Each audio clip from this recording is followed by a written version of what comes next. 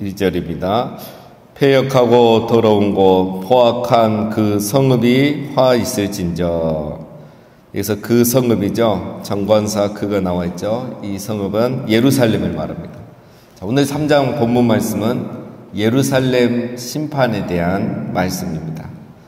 1장에서 남유다 이스라엘에 대한 심판이 나왔고 2장에서는 주변의 이방나라 동서남북에 있는 나라들에 대한 심판의 내용이 나왔죠. 오늘은 다시 돌아와서 이스라엘, 예루살렘에 대한 심판을 이야기하고 있습니다. 자, 1장에 나온 내용과 비슷합니다. 왜 예루살렘이 심판의 대상이 되었는가? 예루살렘이 배역하고 더러운 곳, 포악한 성읍이 되었다는 거죠. 즉 하나님께 향하여 반역하고 그 다음에 거룩하지 못하고 더럽고 즉 또 포악한 억압하는 그런 도시가 되었다라는 거죠. 그래서 하나님의 심판의 대상이 된 거죠. 이런 죄들 때문에. 자, 어쩌다가 예루살렘이 이렇게 되었는가? 2절에 보면 그가 명령을 듣지 아니하며 교훈을 받지 아니하며 여호와를 의뢰하지 아니하며 자기 하나님에게 가까이 나가지 아니하였도다. 자, 이스라엘의 죄가 여기 다 나오죠. 첫 번째 죄는 뭡니까? 명령을 듣지 않고 교훈을 받지 아니했기 때문이다. 즉 우리말로 하면 하나님의 말씀을 듣지 않은 거죠. 즉 이 유대인들, 이스라엘 백성, 구약 이스라엘에게는 뭐 묻겠습니까? 토라죠. 토라를 듣지 않으니까 그걸 교훈을 받지 않은 겁니다. 여러분, 토라의 핵심은 뭡니까? 토라는 부모가 자녀에게 가르치고 스승이 제자에게 가르치고 제사장이 백성에게 가르쳐야 되는 거. 그래서 교훈을 받고 그 말씀에 순종해야 되는 게 바로 이 토라지 않습니까? 그런데 이 토라를 가르치지 않으니까 듣지 않으니까 교훈을 받지 못하고 깨닫지 못하고 다 자기 소견에 옳은 대로 행하게 되는 거죠. 그래서 나라가 이렇게 된 것입니다. 여러분, 말씀이 없는 곳은 항상 이렇게 됩니다. 말씀이 없으니까 다 이래 되는 거예요. 우리가 여러분 말씀을 들어야 교훈을 얻고 회개를 하고 의롭게 살아갈 수 있는 거죠. 결국은 말씀입니다. 말씀. 어제 우리 성경 공부반 마더와이즈가 마지막으로 종강을 했는데요. 제 수료식에 참석해서 한 분 한 분 간증을 듣는데 정말 감동이에요. 간증하는 분도 울면서 다 간증하고 듣는 사람도 눈물을 흘리면서 듣고 정말 그 젊은 분들이 더 많았는데 이번 기수에도 보니까 다 애 키우고 그 얼마나 바쁘게 살아갑니까? 근데 이 마더와이즈 하면서 이제 큐티도 하고 말씀도 나누고 그렇게 하는 거예요. 그러니까 이분들이 변화되기 시작하는 거예요. 진짜 교제하는 교회가 되는 거예요. 말씀 안에서 교제하고 서로를 위해서 기도하고 그러면서 그 말씀을 통해서 교훈을 받고 의롭게 되고 사람이 살아나는 거예요, 여러분. 그렇게 되니까 여러분 어떻게 되겠습니까? 자기의 생각과 마음이 바뀌고 그러니까 자기의 삶이 바뀌고 자기가 바뀌니까 가정이 바뀌는 거야. 이게 마더와이즈. 요즘 어떤 분은 간증하더라고요. 요즘 애가 자기에게 늘 이렇게 말한대. 엄마 요즘 왜 이리 자주 웃어? 엄마 요즘 왜 항상 웃어? 자기도 모르게 그러니까 아이에게 화도 내고 잘못한 게 있으면 즉각 반응하고 그랬는데 요즘 이해하고 용납하고 기다리고 뭐 문제 있으면 기도하고 이러니까 엄마가 늘 웃는 거예요. 애가 그걸 아는 거예요. 조그만 애가. 환경은 그대로인데 뭡니까? 말씀이 들어가니까 자기가 바뀌고 가정이 바뀌고 행복해지는 거예요. 하나님의 백성은 말씀을 들어야 됩니다. 말씀을 들어야 살아요. 그리고 말씀을 듣고 말씀을 나누고 말씀 안에서 교제를 하고 그 말씀 갖고 서로를 위로하고 위하여 기도하는 것. 그게 바로 뭡니까? 교제하는 교회예요. 하나님 앞에는 예배하고 모이면은 말씀 안에서 기도 안에서 교제하는 것. 여러분 우리가 모이면은 말씀으로 교제해야 됩니다. 우리 지혜 모임도 그렇고요. 또 우리 장립 집사회나 권사의 모임도 마찬가지입니다, 여러분. 말씀을 나눠야 돼요. 모이면 말씀을 나눠야 돼요. 여기서 막 예배 드리고 설교 열심히 듣고 딱 밥 먹으면 다 그냥 그것도 소화시켜버리고 모이면 이제 다른 얘기만 하고 그 모임에 말씀이 없으면 그럼 교제하는 게 안 돼요. 여러분, 모이면 말씀을 나눠야 됩니다. 그래야 변화가 일어나는 거예요. 이스라엘 안에 말씀이 사라진 거예요. 그러니까 어떤 현상이 나타나냐. 두 번째 죄가 뭡니까? 여호와를 의뢰하지 않는다. 하나님을 신뢰하지 않는 거예요. 말씀이 없으니까 영이 죽죠. 영이 죽으니까 믿음이 사라져요. 믿음이 없어져요. 그러니까 당연히 하나님을 신뢰하지 않죠. 믿음으로 해야 되는데 믿음이 없어요. 하나님을 신뢰함이 없어요. 그러니까 자기가 하려고 하게 되고, 그러니까 부모의 욕심이 앞서게 되고, 이게 이어지는 거죠. 그러나 하나님의 말씀이 들어가면요, 믿음이 생기고 내 자녀를 바라보는 눈이, 생각이 달라지고 마음이 달라지고 하나님을 신뢰하게 되고 맡기게 되고, 그래서 행복하게 되는 거죠. 세 번째 죄는 뭡니까? 하나님을 가까이 하지 않았다는 거예요. 다 이어집니다. 말씀을 듣지 않으니까 믿음이 없죠. 믿음이 없으니까 하나님을 신뢰하지 않죠. 하나님을 신뢰하지 않으니까 하나님을 가까이 할 이유가 없는 겁니다. 예. 누가 하나님을 가까이 합니까? 누가 자꾸 예배하고 기도하고 하겠습니까? 하나님을 신뢰하는 사람이 하죠. 하나님께 매달려야 되니까. 하나님께서 도와주셔야 되니까. 그런데 말씀이 없고 하나님의 신뢰함이 없으니까 하나님을 가까이 하지 않는 겁니다. 예배가, 기도가 없어지는 거죠. 말씀 있고 믿음 있고 신뢰함이 있으면 하나님을 가까이 하게 되죠. 믿음의 선순환이 일어나는 겁니다. 자, 이스라엘 안에 이게 사라진 거예요. 자, 그럼 두 번째, 어쩌다가 이스라엘이 이렇게 돼버렸는가 또. 3절, 그 가운데 방백들은 부르짖는 사자여, 그의 재판장들은 이튿날까지 남겨두는 것이 없는 저녁 일이요. 첫 번째, 누구의 잘못이 있습니까? 방백은 관직에 있는 지도자들을 말합니다. 그들이 무슨 잘못을 했습니까? 그들은 부르짖는 사자 같다는 거예요. 그러면 사자가 언제 부르짖습니까? 배부른 사자는 절대 부르짖지 않습니다. 태양볕, 따뜻한 햇볕 아래서 잠을 자죠. 사자는 배고플 때 부르짖어요. 먹잇감을 발견했을 때 부르짖어서 겁을 주고 잡아먹죠. 서로 싸울 때 부르짖습니다. 지도자들이 백성을 돌보고 공의를 행해야 되는데, 백성의 이익을 위해서, 백성의 먹잇감을 위해서 살아야 되는데, 부르짖는 사자와 같이 자기의 먹잇감을 위해서 싸우는 존재, 자기의 이익을 위해서 부르짖는 그런 존재가 돼버린 거예요. 지도자들이 이러니까 여러분, 나라가 어떻게 되겠습니까? 두 번째, 재판장들은 어떻습니까? 이튿날까지 남겨두는 것이 없는 저녁일이요. 배고픈 이리가 저녁에 먹잇감을 잡아서 그냥 뼈까지 다 먹어버리는 거예요. 다음 날을 위해서 하나도 남겨주지 않는 거죠. 모든 것을 먹어 치워버리는 저녁 이리와 같은 재판장들, 즉 아주 잔인한 재판장들이에요. 자기의 이익권을 위해서는 공의와 정의가 하나도 없는 거죠. 4절, 그의 선지자들은 경솔하고 간사한 사람들이요, 그의 제사장들은 송소를 더럽히고 율법을 범하였도다. 세 번째, 선지자들의 죄가 나오죠. 선지자들은 경솔하고 간사한 사람들이다. 즉 제멋대로 이고 변덕스러운 사람들이다, 이런 뜻입니다. 선지자들, 오늘 우리로 하면 말씀을 전하는 자들이죠.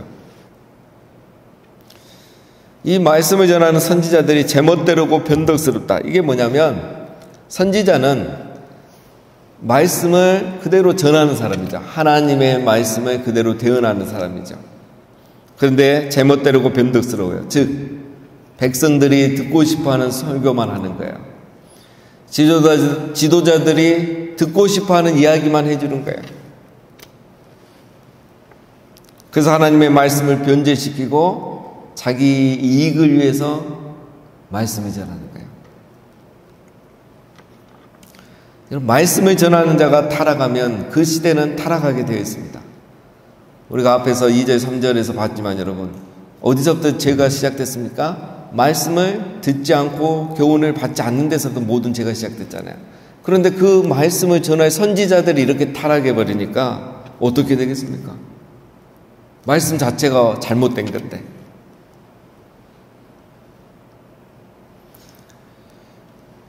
말씀을 그대로 전하는 선지자, 그 선지자가 그 시대에 없었던 거죠. 바로 이 스바냐 같은 선지자가 많지 않았던 겁니다. 마지막 네 번째는 누굽니까? 제사장들. 제사장들은 성소를 더럽히고 율법을 범하였다는 겁니다.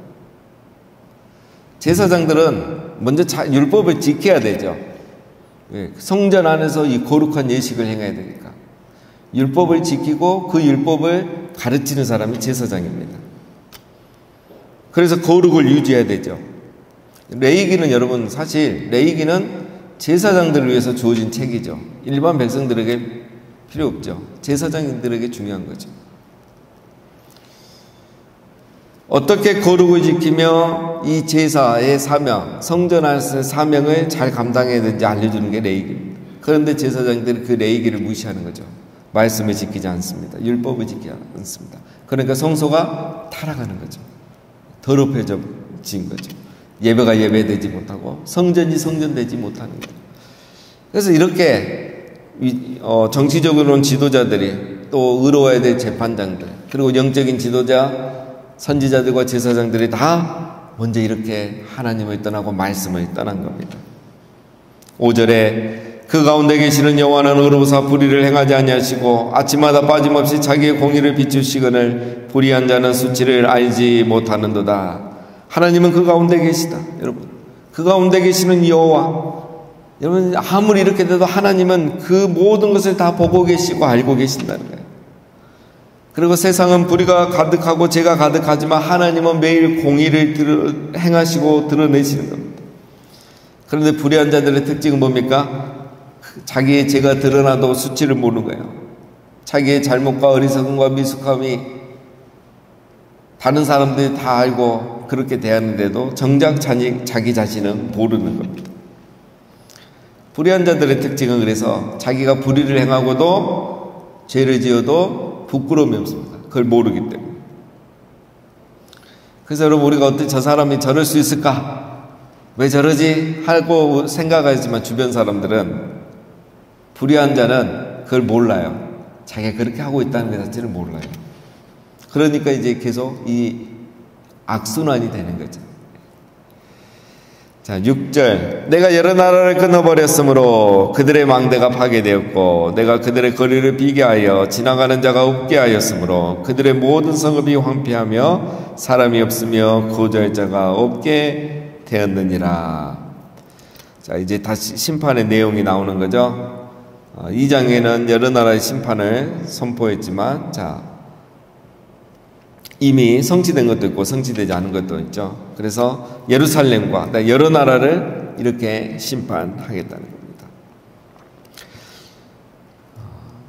이 말씀을 듣는 사람들에게는 여러분, 이 심판의 내용이 미래에 일어날 일이지만 하나님에게는 이게 현재입니다. 그래서 이미 일어난 것처럼 말씀하시죠. 7절. 내가 이르기를 너는 오직 나를 경외하고 교훈을 받으라. 그리하면 내가 형벌을 내리기로 정하기는 하였지만 너의 거처가 끊어지지 아니하리라 하였으나 그들이 부지런히 그들의 모든 행위를 더럽게 하였느니라. 7절에 8절에 하나님의 권면이 나오죠. 하나님이 이렇게 심판하겠다. 너희가 무슨 잘못을 했는지 다 지적했잖아요. 그래서 하나님이 권면을 합니다. 왜? 심판받으면 안 되니까. 첫 번째는 나를 경외하고 교훈을 받으라는 거죠. 오직 너는 오직 나를 경외하고 교훈을 받으라. 하나님을 경외하고 다시 돌아서라는 겁니다. 왜? 하나님을 경외해야 너희가 말씀을 듣기 때문에. 그냥 교훈을 받으라, 말씀을 들으라, 순종이라 하지 않죠. 오직 나를 경외하고 교훈을 받으라는 거예요.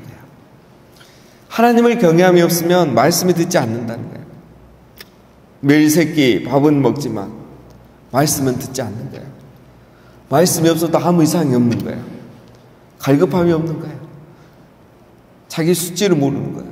이상 증상을 느끼지 못하는 거예요. 왜 그렇다고요? 하나님을 경외함이 없기 때문에 그렇습니다. 하나님을 경외함이 없기 때문에 말씀을 듣지 않아요. 그래서 먼저 하나님을 경외하고 말씀을 들어야 돼요. 받아야 돼요. 그런데 왜 우리 안에 하나님을 경외함이 없습니까? 어제 이제 우리가 살펴봤죠. 그것은 바로 우리 안에 있는 교만 때문에 그렇죠. 교만. 모든 죄의 뿌리는 교만이에요. 하나님이 있어야 될 자리에 자기 자신이 있기 때문에 하나님을 경외할 이유가 없죠. 내가 왕인데, 내가 하나님인데, 내가 알아서 다 할 수 있는데, 그래서 하나님을 경외함이 없는 거예요. 경외함이 없으니까 말씀을 듣지 않는 거죠. 그래서 우리 안에 하나님을 경외함이 있어야 됩니다. 그래서 성경의 결론은 어디서 사실 내려지냐면 잠언, 전도서, 욥기 이 세 권이 결국 이제 결론이에요. 모세오경을 가지고 역사서를 가지고 우리가 어떻게 살아야 되는가?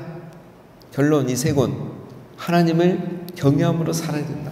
이걸 얘기하는 거예요. 잠언 모든 일에 항상 여호와를 경외해야 돼요. 살다 보면 허무하고 정말 그럴 때도 있지만 그래도 하나님을 경외해야 돼요. 그게 잠언, 전도서. 의롭게 살아가고 하나님을 경외하며 살아가는데도 고난이 닥칠 수 있습니다. 그래도 하나님을 경외해야 돼요. 그게 욥기예요. 이 세 권의 주제는 같습니다. 하나님을 경외해야 됩니다. 어떤 상황에서든지. 자, 그 다음에 마지막 두 번째 권면은 8절입니다. 나 여호와가 말하노라. 그러므로 내가 일어나 벌할 날까지 너희는 나를 기다리라. 내가 뜻을 정하고 나의 분노와 모든 진노를 쏟으려고 여러 나라를 소집하며 왕국들을 모으리라. 온 땅이 나의 질투의 불에 소멸되리라. 두 번째는 하나님께서 말씀하시죠. 너희는 나를 기다리라. 하나님이 결국은 이방 나라와 악인들을 다 심판할 때니까 기다리라는 거죠. 그래서 이스라엘 백성들이 심판받아서 멸망하지만 40년 뒤에, 그러나 다시 70년 뒤에 모든 이방 나라를 하나님 심판하시고 다시 너희들을 돌아오게 해주겠다 이거죠. 우리는 이걸 다 알고 있죠. 그러니까 너희가 기다려라. 근데 우리 사람들의 특징은 믿음이 없죠. 신뢰하지 못하죠. 그래서 기다리지 못하는 거예요. 이 위정자들, 영적 지도자들이 그들 안에 하나님을 경외함이 없기 때문에 말씀대로 살지 않죠. 그러다 보니까 어떻게 됩니까? 강대국 편에 서버리는 거예요. 악한 자일지라도 불의한 자일지라도 강한 자 편에 서버리는 거예요. 그게 이제 그 역사잖아요. 이스라엘 역사. 강대국도 오늘 하나님 말씀하신 게 뭡니까? 2장에서도 그렇고 아무리 강대국이지만 동서남북으로 너희를 둘러싸고 있는 모든 나라들 다 내가 심판할 것이다는 거죠. 악한 자들 내가 다 심판할 것이다. 지금은 그들이 힘이 있는 것 같고 강한 것 같지만 다 하나님 심판할 것이다. 그러니까 그들을 신뢰하지 말고 너희들은 하나님을 경외하고 하나님의 말씀을 듣고 순종하며 살아야 된다. 이게 선지서들의 이야기입니다. 그런데 지금 힘들다고, 지금 그들이 힘이 있고 강하다고 그들 편에 서버리는 거예요. 그러니까 순종이 없고 믿음이 없어지는 거죠. 다행인 것은 이렇게 말씀했을 때 모든 백성, 모든 지도자들이 다 불순종한 건 아니죠. 바로 요시야와 같은 사람, 남은 자들, 신실한 믿음을 가진 자들이 이 말씀을 받아들이는 거예요. 모든 백성이 절대 받아들이지 않습니다. 오늘 이 시대도 동일하죠. 하나님을 경외하는 사람들은 말씀을 듣고 여호와를 신뢰하고 여호와께서 일하실 때까지, 다시 우리를 회복하실 때까지 기다리는 겁니다. 그런데 요시야 왕은 이렇게 잘했는데 이제 나라가 멸망할 때는 이 말씀대로 안 해요. 하나님 말씀 듣지 않고 경외하지 않고 애굽을 의지하죠. 이제 바벨론이 공격해 오니까, 강대국이 오니까. 그리고 선지자들도 듣기 좋은 말을 해주고 우리는 절대 멸망하지 않을 거야. 지도자들에게 좋은 말, 아부하는 말하고. 그래서 남유다가 결국 주전 586년에 바벨론에게 멸망하게 된 것입니다. 사랑하는 여러분, 우리는 하나님을 경외하는 마음을 가지고 항상 말씀을 듣고 교훈을 받아서 하나님의 날을 기다리면서 오늘도 믿음으로 주님을 신뢰하며 살아가시는 우리 모두가 되시기를 주님의 이름으로 축원드립니다.